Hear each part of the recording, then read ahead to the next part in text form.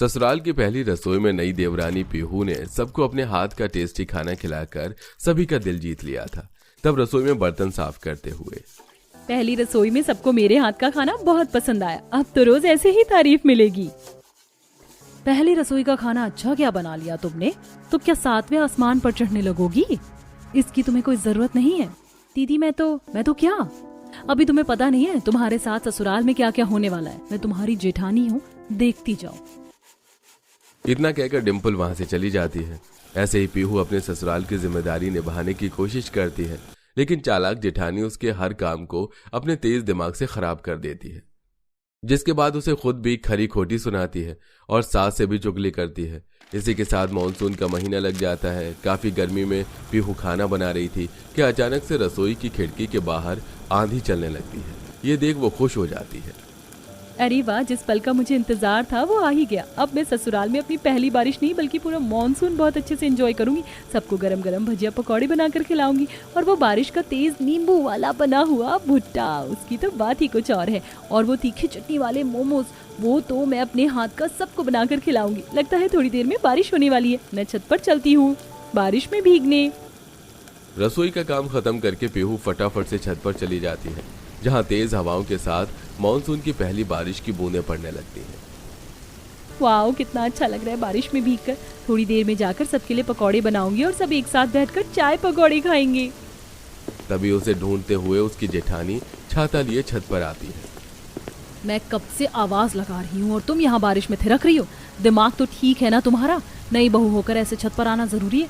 अभी मॉनसून की पहली बारिश सिर्फ तुम्हारे लिए नहीं, हमारे लिए भी है। अब जाओ, माँ जी और मेरे लिए पालक, प्याज, पनीर इनके पकौड़े बना कर लाओ। दीदी पकौड़े तो मैं बनाने जा ही रही थी, बस अभी 10 मिनट में बनाती हूँ कपड़े बदल कर। नहीं, तुम कपड़े नहीं बदलोगी। किसने कहा था तुमसे कपड़े गीले करने के लिए? अब जाओ और इन्हीं कपड़ों में गर्मा गर्म पकौड़े बना कर लाओ हमारे लिए। ठीक है दीदी। बेचारी देवरानी गीले कपड़ों में ही रसोई में जाकर सास और जेठानी के लिए पकौड़े बनाती है, जिससे उसके शरीर में खुजली होने लगती है। ये गीली साड़ी मुझे बहुत परेशान कर रही है। पता नहीं जेठानी जी ने ऐसे क्यों डांटा मुझे। मैं बस अपने ससुराल की बारिश का ही तो लुत्फ उठा रही थी। जैसे तैसे पकौड़े बनाकर वो सास और जेठानी को खिलाती है कि जेठानी पकौड़े खाते ही गरम पकौड़ों से देवरानी के हाथ पर मार देती है, जिससे उसका हाथ जल जाता है।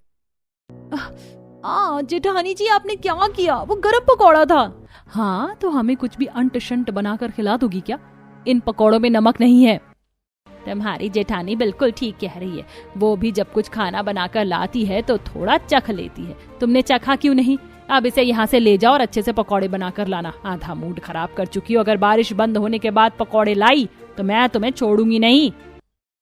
सास के डांटने से पीहू की आंखें भर जाती हैं और वो दोबारा से पकौड़े बनाकर सास के लिए ले जाती है, जिस वजह से गीले कपड़ों में अब उसे सर्दी लग रही थी।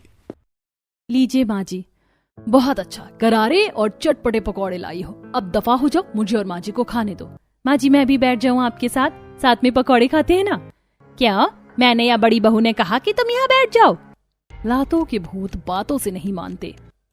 डिम्पल की तीखी बात सीधा पीहू के दिल पर लगती है और वो अपने कमरे में जाकर कपड़े बदलती है।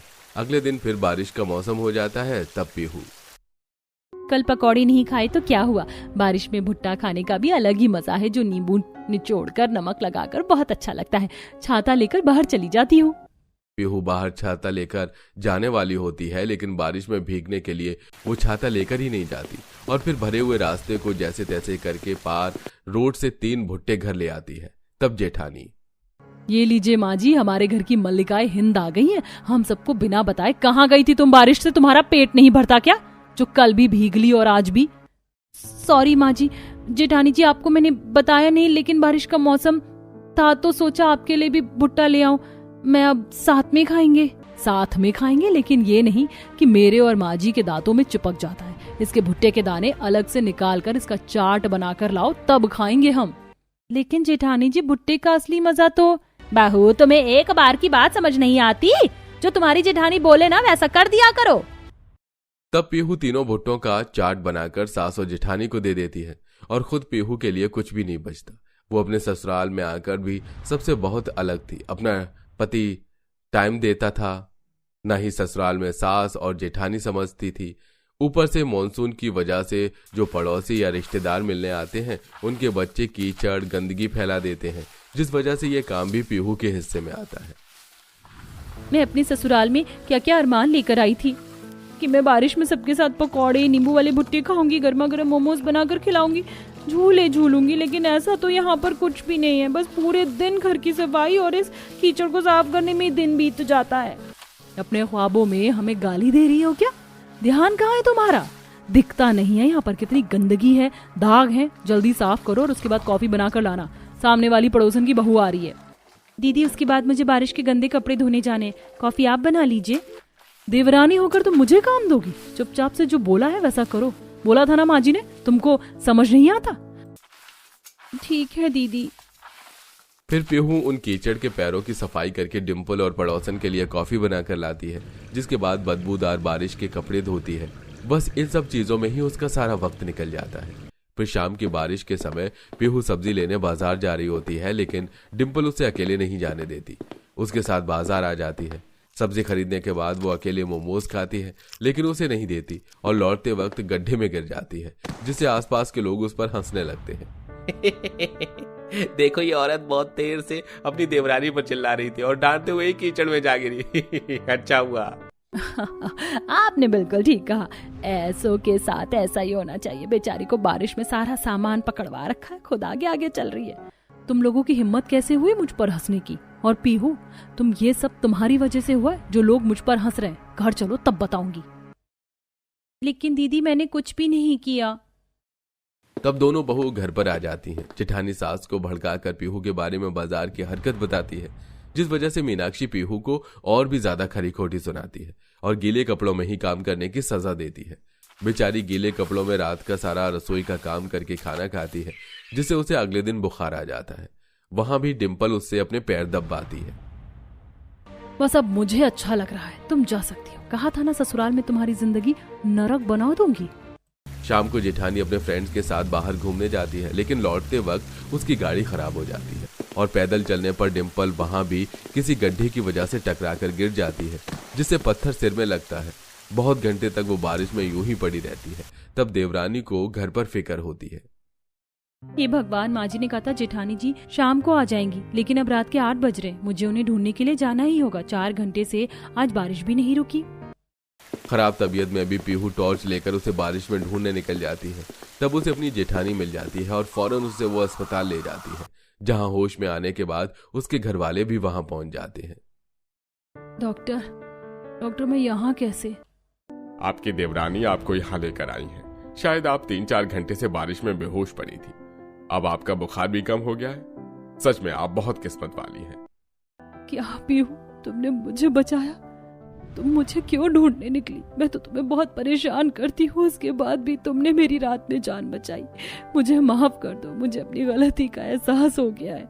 दीदी आप जैसी भी हो, मैं छोटी हूँ, मेरा फर्ज बनता है आपके लिए सब कुछ करना, और माफी मांगने की कोई जरूरत नहीं है। नहीं छोटी बहू, डिम्पल बहू अपनी जगह सही है और मैं भी तुझसे माफी मांगती हूँ, क्योंकि मैंने तेरे साथ बराबर की नाइंसाफी की है। जबकि तू इतनी अच्छी है, घर का ख्याल रखती है, और उल्टा हमने तुझे बारिश में भीगने नहीं दिया, ना अपने साथ बिठाकर पकौड़े या कुछ और खाने की चीज का लाभ उठाया। लेकिन अब हम साथ में एंजॉय करेंगे, बस तेरी जेठानी ठीक हो जाए। जी माँ जी। डिस्चार्ज होने के बाद डिम्पल घर आ जाती है और जब वो ठीक हो जाती है तो अपने हाथों से सास के साथ रसोई में मिलकर देवरानी के लिए अच्छी अच्छी खाने की चीज बनाती है, जिसे तीनों छत पर बैठकर मजे से खाती है। खाने की खुशबू तो बहुत अच्छी आ रही है, उम्मीद है मेरे ससुराल वालों को पसंद आएगी। विशाखा पहली रसोई का खाना बनाकर अपने ससुराल वालों को परोस देती है, जिसे खाकर सब खुश होते हैं सिवाय 2 जेठानी के। वाह बहू, तूने शाही पनीर में 4 लौंग का इस्तेमाल किया है ना? 4 लौंग का भी और आधे इंच दालचीनी का भी। शाही मखनी बहुत कमाल की बनाई है विशाखा बहू तूने। और सिर्फ यही नहीं, ये मखंडी हलवा और चीज केक भी बहुत अच्छा बनाया है, और इसने बिल्कुल low calorie brown sugar use किया है। हाँ, तूने बिल्कुल ठीक कहा। माँ जी, पापा जी, जेठ जी, मैं हैरान हूँ, आप सबने मेरे खाने के बने मसाले को इतना सटीक तरीके से कैसे बता दिया? क्या आप लोग मुझे रसोई में बनाता हुआ देख रहे थे? ये सुनते ही सभी हंसने लगते हैं। बिल्कुल नहीं बहू। दरअसल बहू, तू अपने शेफ से भरे ससुराल में बैठी है। तूने खाने में क्या क्या कितना कितना डाला है ये सब हमें पता है। हाँ हाँ बहू, अब तू खुद सोच, अगर हम सब शेफ होने के बाद ये ना बता सके तो हम शेफ किस बात के। ये तो आपने बिल्कुल ठीक कहा माँ जी। इसका मतलब आप सब, जेठ जी, नंद जी और जेठानी जी भी सब शेफ हैं। हाँ भाभी, लेकिन अभी मेरे शेफ बनने में थोड़ा सा टाइम है। मैं अभी होटल मैनेजमेंट का कोर्स कर ही रही हूँ। अरे वाह, इसका मतलब आप सबको मुझसे बहुत बेहतरीन खाना बनाना आता होगा। आपके खाने के आगे मेरा खाना तो कुछ भी नहीं है। ऐसा नहीं है, तुमने भी अच्छा खाना बनाया है। लेकिन शोभित जी, मैं शेफ थोड़ी हूँ। लेकिन हम तो है ना, इसलिए हम सब तुम्हें अपने हाथ का अलग अलग अंदाज का खाना बनाकर खिलाएंगे। हाँ बिल्कुल। आशा, तुम कुछ बोल क्यों नहीं रही? बनाओगी ना अपनी देवरानी के लिए खाना? बिल्कुल बिल्कुल, आप ये कैसी बातें कर रहे हैं। हमारी देवरानी आई है जो कि हमारी हैसियत की बिल्कुल भी नहीं है, गरीब घर से आई है। अब उसको अपने हाथ का शेफ वाला 7 स्टार खाना बनाकर तो खिला ही सकते हैं। हाँ, ये गरीब बहू आज तक कभी किसी 7-5 स्टार होटल में नहीं गई होगी, लेकिन देखो शेफ से बड़े ससुराल में आ गई है। अब ये यहाँ सबके हाथ का पसंदीदा बेहतरीन खाना खाएगी। बहुत तारीफ कर दी तुमने। अच्छा विशाखा बहू, बताओ तुम्हें क्या क्या पसंद है? मीठे में, चीनी में, साउथ इंडियन में। हम तुम्हें अलग अलग तरीके का तुम्हारे पसंद का खाना बनाकर खिलाएंगे। माँ जी, आप कुछ भी बना देंगे मेरे लिए, मैं सब खा लूंगी। क्योंकि इस गरीब ने कभी कुछ खाया थोड़ी है, तो सब चलेगा माँ जी। पाकी, आशा, तुम दोनों बार बार ऐसे तौहीन नहीं कर सकते। भाभी, आजकल गर्मियों का सीजन चल रहा है, मतलब खाने का बताइए, आप क्या खाएंगी? वो मुझे ना गर्मियों में आम का केक खाने की बचपन से ख्वाहिश है, लेकिन कभी खा नहीं पाई। इसलिए माँ हमेशा मेरे लिए आम की लौंजी की सब्जी बना दिया करती थी, तो मुझे वो भी बहुत अच्छी लगती है। ठीक है भाभी, आपको मैंगो चीज केक मैं बनाऊंगी और आम लौंजी की सब्जी मैं बनाऊंगी। इस तरह घर के एक एक सदस्य विशाखा की पसंद की चीज जानकर हर दिन उसके लिए कुछ न कुछ बनाते हैं और गरीब बहू को बिल्कुल भी खाना बनाने की जरूरत नहीं पड़ती। ऐसे ही एक शाम डाइनिंग टेबल विशाखा के पसंदीदा खाने से भरा हुआ होता है। अरे ये सब क्या है, इतना सारा खाना? हाँ बहू, इतने दिन से हम तुम्हें एक एक चीज बनाकर खिला रहे थे। आज हमने थोड़ा अपने और तुम्हारी पसंद का ये खाना बनाया है, खाकर देखना। पापा जी, मैं इतने दिनों से आप सबके बने हाथों का अलग अलग खाना खा चुकी हूँ। इतना तो जाहिर हो गया है कि आप लोग बहुत अच्छा खाना बनाते हैं और ये भी अच्छा ही बना होगा। तो आओ बैठो। वाह, ये दम बिरयानी बहुत अच्छी है माँ जी, और ये स्वादिष्ट आम पन्ना भी। अरे ये पनीर चिल्ला, इसका पनीर तो खराब है। कोई बात नहीं, गर्मी की वजह से हो गया होगा। नहीं बहू, खराब पनीर तो मैंने अलग रख दिया था। पाखी, मैंने तुम्हें बोला था ना, खराब पनीर को फेंक दो और ताजा पनीर निकाल कर चीला बनाओ, पर तुमने मेरी बात नहीं सुनी। शेफ होकर तुम इतनी बड़ी गलती कैसे कर सकती हो? क्या हो गया माँ जी, अगर खराब पनीर का चीला बन भी गया तो और भी तो खाना है ना, ये गरीब बहू वही खा लेगी। तब गुस्से में कबीर पाखी को पनीर चीला दोबारा बनाने के लिए कहता है और वो गर्मी में बनाकर बौखला जाती है। ओह गॉड, यहाँ कितनी गर्मी लग रही है मुझे। ये सब करना बिल्कुल नहीं पसंद। पाखी, तुम्हारी तरह मुझे भी उस गरीब विशाखा पर गुस्सा आ रहा है। क्यों ना जब वो घर में खाना बनाए तब हम उसका खाना ही बिगाड़ दें, जिससे कि माँ जी पापा जी उसे डांटे और वो सबकी नजरों में गिरकर बेइज्जत हो जाए। फिर पनीर चीला बनाकर पाखी विशाखा को दे देती है। दिन गुजरते हैं। विशाखा ससुराल में बहू की भूमिका निभाते निभाते समय पर सास ससुर को दवा देती है, घर के सभी लोगों के कपड़े प्रेस करके उनके कमरे में रख देती है, गर्मी से परेशान होकर भी पूरे घर की ऊपर से नीचे तक सफाई करती है। एक दिन तो गेहूं के राशन साफ कर रही होती है। अरे बहू, तेरे पास ये राशन कहाँ से आया और तू साफ क्यों कर रही है? माँ जी, राशन के गेहूं एक कनस्तर में पड़े हुए थे, उसमें कीड़े चल रहे थे, इसलिए साफ करने लग गई। ये खराब हो जाएगा तो नुकसान है ना, इसको साफ करके आटा पिसवा लेते हैं। बहू, तूने ये सब सोचा, मुझे अच्छा लगा, लेकिन इतनी गर्मी में तू यहाँ क्यों गेहूं साफ कर रही है? नौकर से कह देती, अगर तुझे लू लग गई तो चल छांव में कर ले ये काम। सरला वहां से अपने कमरे की तरफ जाती है कि दोनों अमीर बहू फोन चलाते चलाते सास से टकरा जाती हैं और तीनों गिर पड़ते हैं। अरे मारा राम जी, मैं किसी किसी को संभालूं, एक लंगड़ो, एक काड़ी में, एक अली सयानी। अरे घर में तुम दोनों से देखकर नहीं चला जाता क्या? माँ जी, ये बात तो हमें आपको बोलनी चाहिए थी कि आपको देखकर चलना नहीं आता। मैं तुम दोनों से बोल भी क्यों रही हूँ? तुम दोनों खुद फोन में लगी थी, फिर भी झूठ बोलोगी। अरे कम से कम अपनी देवरानी से कुछ सीखो। भले ही वो हम सबकी तरह शेफ नहीं है, लेकिन घर को संभालने में उसने बहू बनकर दिखाया है, जो तुम दोनों से आज तक नहीं हुआ। टाइम पर अपने पापा जी को चाय दी, मुझे दवाई दी, अपने पति का ही काम नहीं किया तुम दोनों ने। तो तुम्हें क्या ही बोलूं। सीखो, गर्मी में काम कर रही है और तुम दोनों एसी वाले कमरे में पड़ी रहती हो। माँ जी, हम शेफ हैं, कोई नौकर नहीं जो अपने ससुराल में झाड़ू पोछा करते फिरे। और दूसरी बात, हम उसकी तरह गरीब घर से भी नहीं आए हैं। वो गरीब घर की है, इसलिए यहाँ नौकरों की तरह काम कर सकती है, लेकिन हम अमीर घर से आए हैं और ये सब हम तो नहीं करने वाले। एब्सोल्युटली। चल बाकी हमें होटल मैनेजमेंट में पहुंचना है, आज न्यू इंटर्नशिप स्टूडेंट आएंगे।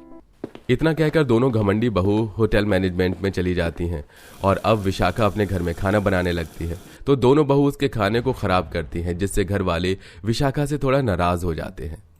देख बहू, तू अपने ससुराल वालों की तरह शेफ नहीं है, पर हम सब ये भी जानते हैं तू खाने में इतनी बड़ी गड़बड़ी तो नहीं कर सकती। मुझे भी यही लगता है माँ। क्यों माँ जी, क्या आपकी छोटी बहू इंसान नहीं है? इंसानों से भी गलती होती है। हाँ माँ जी, जेठानी जी शायद ठीक कह रही हैं, मुझसे ही हुआ होगा। अरे छोड़ो इस बात को, यहीं खत्म करो। कल सरला 3 बड़े मास्टर शेफ हमारे घर आ रहे हैं और हम उनके सामने जरा से भी चूक नहीं कर सकते। उसमें से 2 अमेरिकन शेफ हैं, तो कल खाने में कोई कमी नहीं होनी चाहिए। कल हम सबको मिलकर बढ़िया खाना बनाना है। ठीक है, ऐसा ही होगा। अगले दिन दोनों कामचोर बहू तो अपने फैमिली के साथ खाना तैयार नहीं करवाती, तो छोटी बहू मेहमानों के लिए खाना बनवा रही थी। पापा, नॉनवेज रेडी कर दिया है मैंने, और मैंने समर ड्रिंक्स तैयार कर दिया है मैंगो के। और तेरे पापा और मैंने मिलकर शाही भारतीय खाना तैयार किया है। सबसे ज्यादा हेल्प विशाखा बहू ने करवाई है, वरना काम जल्दी नहीं हो पाता। अच्छा वो उसने सब्जी काट पीट कर दी। हाँ, लेकिन हम सब बहुत देर से मेहनत कर रहे हैं। अब आप लोग आराम कीजिए, पसीने में भीगे हैं। मेहमान आते ही होंगे, आप कपड़े बदल लीजिए। ठीक है बहू, और तू भी। घर के सभी लोग गर्मी से परेशान होकर दोबारा नहाकर कपड़े बदल लेते हैं। इसी बीच दोनों चालाक बहू खाने को खराब कर देती हैं। किसी में पानी तो किसी में मिर्च मिला देती हैं, और फिर घर पर मास्टर शेफ कोच आ जाते हैं। सब उनका अच्छे से वेलकम करते हैं। खाना लाने से पहले सब लोग रसोई में खाना देखते हैं कि उमेश, ओह माय गॉड, ये क्या हो गया? हमने तो इतनी देर लगाकर सारे खाने की तैयारी की थी, ये खाना कैसे बिगड़ गया? मुझे लग रहा है किसी ने कुछ हरकत की है, लेकिन अब हमारे पास वक्त नहीं है। हाँ माँ, वो तो अच्छा हुआ हमने ये खाना मास्टर शेफ के सामने परोसने से पहले चख लिया, वरना हम सबकी कितनी बेइज्जती होती। बेइज्जती तो अब भी होगी अगर खाना नहीं दिया तो। माँ जी, पापा जी, आप टेंशन मत लीजिए। ये मैंगो ड्रिंक में लाल मिर्च है, मैं कच्ची कैरी मिलाकर इसकी चटपटी ड्रिंक बना देती हूँ। और जब तक आप ऊपर से जला हुआ चिकन निकाल दीजिए और अंदर का सॉफ्ट चिकन हम अलग से दूसरी ग्रेवी में डाल देते हैं। बस 15 मिनट के लिए भाई साहब आप शेफ को बिजी रख दीजिए। हाँ बिल्कुल, चल कबीर। तब गरीब बहू अपनी समझदारी से खराब किए सारे खाने को अपने ससुराल वाले शेफ के साथ ठीक करती है और घर आए मेहमानों को परोसती है, जिसे खाकर वो बहुत तारीफ करते हैं। वाह, क्या उम्दा खाना बना है। लाजवाब, ये टेंगी मैंगो ड्रिंक बहुत अच्छी है। अरे मुझे तो आपका सारा खाना बनाया हुआ पसंद आया, आखिर शेफ से भरे ससुराल में जो आए हैं। आपने बिल्कुल ठीक कहा, और ये सब हमारी विशाखा बहू की वजह से हुआ, जबकि ये शेफ भी नहीं है, लेकिन हम इसे शेफ जरूर बनाएंगे। अरे वाह, शेफ ना होकर भी इतना अच्छा खाना, फिर तो आपकी बहू को हम अपने होटल मैनेजमेंट में जरूर सिखाएंगे। इसकी टेंशन आप मत लीजिए शेफ उमेश जी। जी बिल्कुल। मेहमान खुशी से खाना खाकर चले जाते हैं। तब सास अपनी दोनों बहू को ढूंढती है, जहां वो उन दोनों की कमरे में खाना बिगड़ने की बात सुन लेती है और उन्हें घर वालों के सामने ले आती है। तुम दोनों को जरा सी भी शर्म नहीं आई कि तुम्हारे ऐसे शर्मनाक हरकत से तुम्हारी शेफ फैमिली की कितनी बेइज्जती होगी। वो तो अच्छा हुआ छोटी बहू ने संभाल लिया। तुमसे गरीब ही सही, लेकिन तुम्हारे जैसी कामचोर तो नहीं है। यकीन नहीं हो रहा आशा पाखी, तुम ऐसा कर सकती हो। माफ कर दीजिए पापा जी। माफी तुम्हें एक ही सूरत में मिलेगी, जब बहू बनकर अब घर संभालोगी, क्योंकि हमारे घर संभालने वाली बहू शेफ मैनेजमेंट ज्वाइन कर रही है। इस तरह गरीब बहू अपने पति के साथ दूसरी सिटी में होटल मैनेजमेंट का कोर्स करती है। वहीं दोनों बहू को घर की जिम्मेदारी संभालनी पड़ती है।